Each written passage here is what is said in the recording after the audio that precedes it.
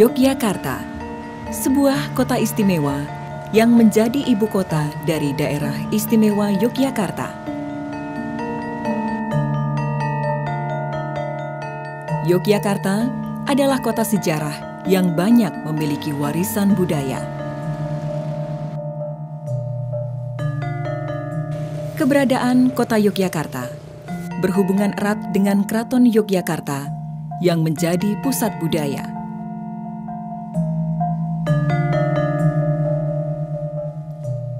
Berawal ketika Pangeran Mangkubumi yang bergelar Sri Sultan Hamengkubuwono I mendirikan Keraton Yogyakarta sebagai pusat ibu kota dan pusat pemerintahan Negari Ngayogyakarta Hadiningrat pada tahun 1756.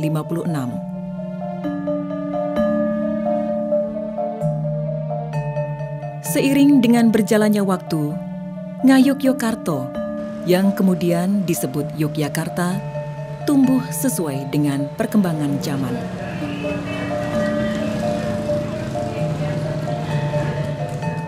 Jejak-jejak sejarah yang ditinggalkan Sri Sultan Hamengkubuwono I sebagai pendiri Negari Ngayogyakarta Hadiningrat masih dapat disaksikan di beberapa kampung yang ada di kota Yogyakarta. Di sebelah barat Keraton Yogyakarta, masih dalam lingkungan Jeron Beteng atau di dalam beteng yang mengitari Keraton Yogyakarta, terdapat sebuah kampung bernama Taman. Kampung Taman masuk dalam wilayah Kelurahan Patehan, Kecamatan Keraton, Kota Yogyakarta. Seperti kampung-kampung di kota Yogyakarta pada umumnya, Kampung Taman termasuk wilayah pemukiman yang sangat padat.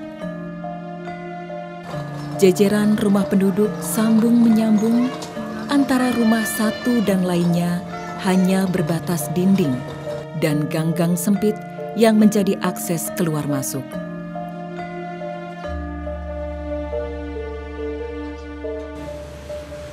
Nama Kampung Taman adalah nama pendek dari Taman Sari, sebuah situs sejarah yang lokasinya menyatu di wilayah Kampung Taman.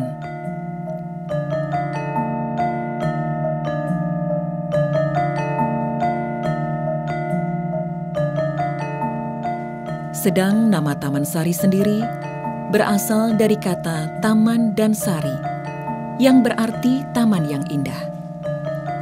Pot-pot bunga raksasa yang ada dalam kompleks situs menunjukkan bahwa dahulu tempat ini adalah sebuah taman yang indah. Taman Sari adalah sebuah pesanggerahan atau tempat peristirahatan raja beserta kerabatnya.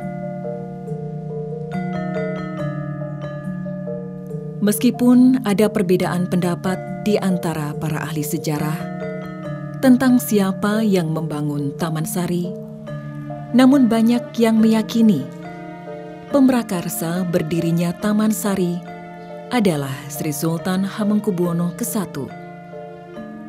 Hal ini diperkuat dengan adanya gambar relief pada gapura-gapura yang menyeratkan sebuah condro sengkolo yang berbunyi Lajreng Sekar Sinesep Peksi, berupa gambar burung yang menghisap sekuntum bunga.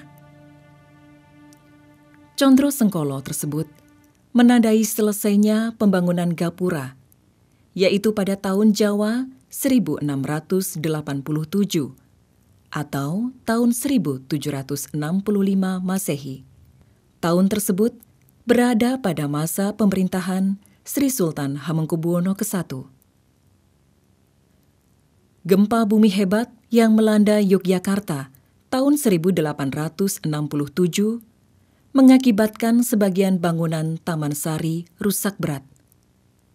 Namun banyak di antaranya relatif masih utuh. Dan melalui beberapa tahap renovasi yang telah dilakukan, bangunan-bangunan pesanggerahan Taman Sari dapat disaksikan sampai sekarang.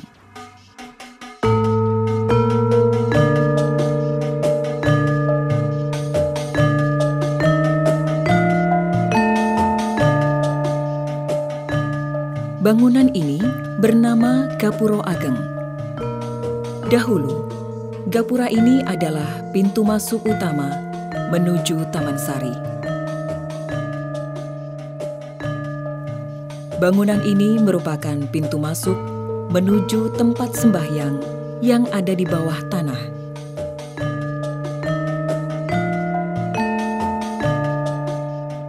Ruangan bawah tanah yang berfungsi sebagai masjid ini dinamakan Sumur Gemuling. Sumur yang tepat berada di tengah bangunan dan terdapat di lantai paling bawah adalah tempat mengambil air wudhu. Ruangan untuk sholat terdiri 2 lantai, atas dan bawah.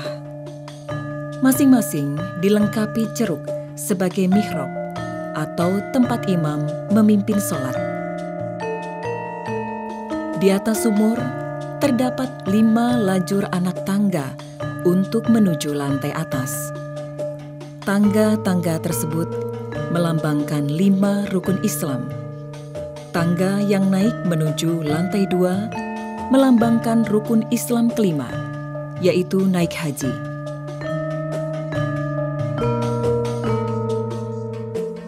Sebuah urung-urung atau terowongan bawah tanah di dekat Sumur Gemuling sekarang ditutup. Dahulu terowongan ini adalah jalan menuju gerbang Segaran di sisi barat. Demi alasan keamanan, terowongan ini ditutup karena sekarang di atasnya penuh dengan rumah-rumah penduduk.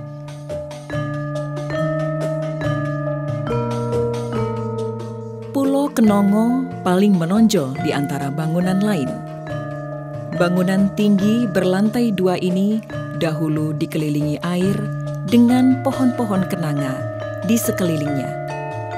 Sehingga bangunan ini disebut Pulau Kenongo. Dari jendela-jendela, para prajurit menjaga kewaspadaan dengan mengamati keadaan sekitar.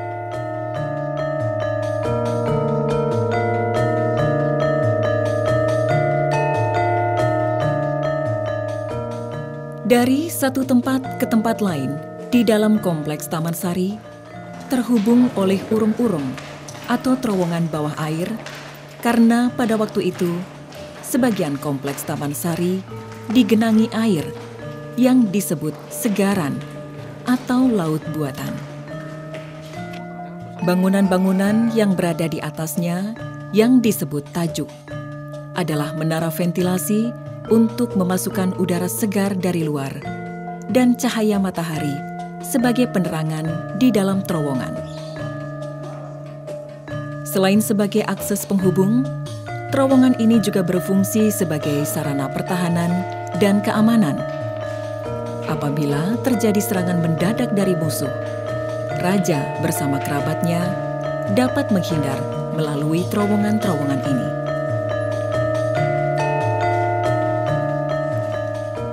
Salah satu tempat yang terhubung dengan terowongan adalah Pulau Panembung. Nama Pulau Panembung berasal dari kata tembung yang artinya memohon. Pulau Panembung merupakan tempat bersemedi untuk memohon anugerah kepada Yang Maha Kuasa. Di sisi timur kompleks Taman Sari terdapat Gedong Gapuro Panggung. Dahulu pada bangunan ini terdapat 4 patung naga. Sekarang tinggal 2 patung yang tersisa. 4 patung naga tersebut melambangkan sebuah condro sengkolo yang berbunyi Catur Nogo Roso Tunggal, yang menandakan bangunan ini selesai dibangun pada tahun Jawa 1684 atau tahun 1758 Masehi.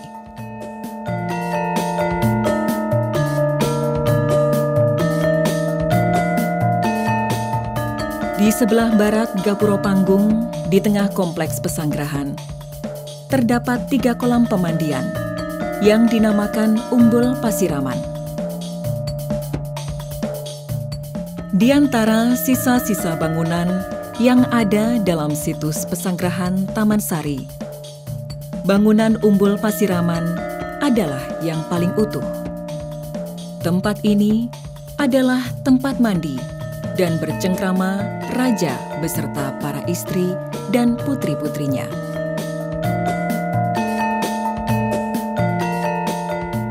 Gedong Pasarean terdapat di bagian selatan Kompleks Taman Sari. Disinilah dahulu raja beristirahat.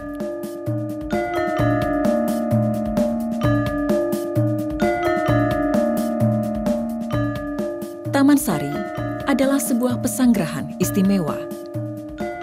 Taman Sari merupakan tempat untuk bersenang-senang para raja beserta keluarganya, sekaligus sebagai tempat pertahanan dan perlindungan, serta tempat untuk mengagungkan Tuhan yang Maha Kuasa.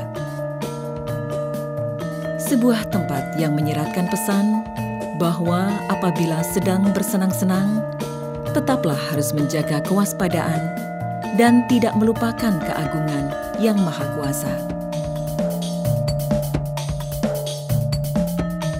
Pesanggerahan Taman Sari dimanfaatkan secara efektif sampai dengan masa Sri Sultan Hamengkubuwono keempat. Selanjutnya, karena dalam kurun waktu lama tidak dimanfaatkan sesuai peruntukannya, Taman Sari berkembang menjadi sebuah lahan yang dimanfaatkan berbagai kepentingan. Pada awalnya, luas pesanggerahan Taman Sari sekitar 36 hektar. Hunian penduduk di atas situs Taman Sari dimulai pada akhir abad ke-19. Pada mulanya, penduduk hanya menempati kebun-kebun dan bekas segaran atau danau buatan. Namun, lambat laun hunian berkembang semakin mendekati bangunan situs, bahkan menempati bekas reruntuhan bangunan.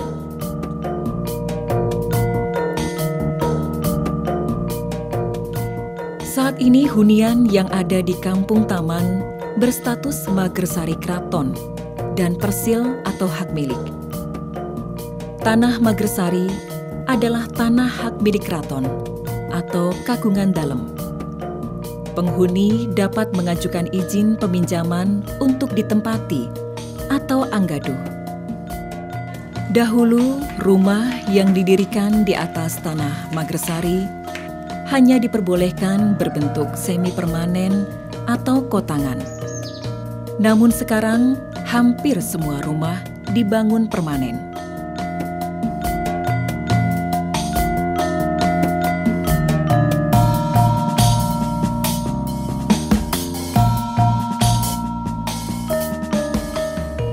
Keindahan dan keunikan kompleks pesanggerahan Taman Sari menjadi daya tarik bagi para wisatawan untuk berkunjung. Taman Sari merupakan salah satu tujuan utama wisata di Yogyakarta.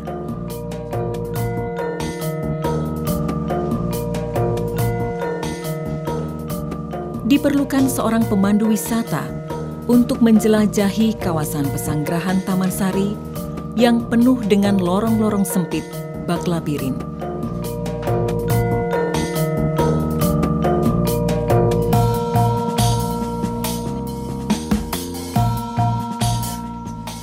Banyaknya wisatawan yang berkunjung membuka peluang bagi penduduk Kampung Taman Sari untuk mengambil manfaat ekonomis dari kegiatan pariwisata di Taman Sari ini. Kita patut bersyukur dengan adanya berkah kunjungan wisata yang semakin banyak, wisatawan yang semakin banyak, itu memberi keuntungan yang cukup signifikan bagi keluarga-keluarga yang tinggal di wilayah Kampung Taman Sari ini.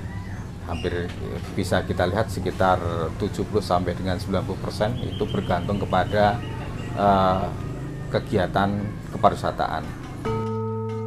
Kegiatan pariwisata di situs pesanggerahan Taman Sari mendorong kreativitas warga Kampung Taman dalam memanfaatkan peluang ekonomi ini.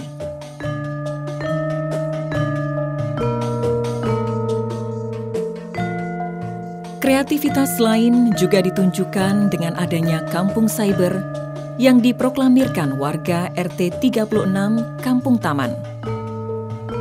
Di Kampung Cyber ini, aktivitas sehari-hari warga banyak bersentuhan dengan komputer dan internet.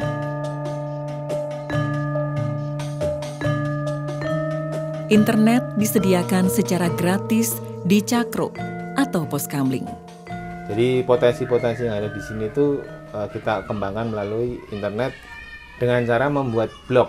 Blog itu kayak website tapi gratis itu. Jadi itu kita ajarkan ke warga membuat blog dengan konten usaha mereka seperti batik. Kebanyakan di sini kan pengrajin batik, terus ada yang makanan kecil juga ada, terus pembuat kerajinan pancing itu ada. Jadi beberapa warga sudah mulai menggunakan itu untuk media promosi. Jadi pasar itu lebih luas ketika mereka bisa menjual ke luar Jogja, bahkan ke luar negeri. Melalui internet, usaha kreatif semakin berkembang. Seperti yang dilakukan Nanda, pemuda kampung Taman yang menggeluti bisnis pembuatan special effect untuk film. Awal mulanya saya tahu special effect make up itu dari internet. Saya diajari sama Pak RT, Pak Heri, dan di situ saya bisa mengetahui seluk-beluk internet, mengetahui di Google, dan di situ saya bisa mendapatkan informasi tentang make up effect, tentang patung. Keberadaan situs pesanggrahan Taman Sari telah banyak memberikan nilai tambah bagi kehidupan masyarakat Kampung Taman yang tinggal di sekitarnya.